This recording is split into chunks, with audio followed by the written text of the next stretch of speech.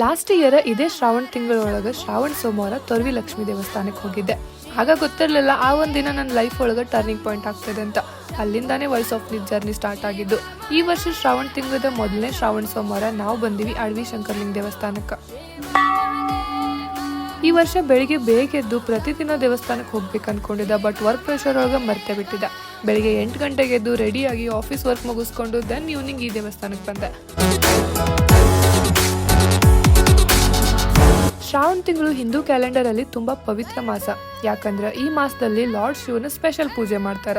ಸಮುದ್ರ ಮಂಥನದ ಸಮಯದಲ್ಲಿ ಹಾಲಾಹಲ ವಿಷ ಬಂದಾಗ ಜಗತ್ತಿನ ಕಲ್ಯಾಣಕ್ಕಾಗಿ ವಿಷವನ್ನು ಶಿವನ್ ಕುಡಿದ್ ಬಿಡ್ತಾನ. ಸೊ ಈ ಮಾಸದಲ್ಲಿ ಶಿವನಿಗೆ ನೀರು, ಹಾಲು, ಬೇಲ್ಪತ್ರೆಯಿಂದ ಪೂಜೆ ಮಾಡ್ತಾರ.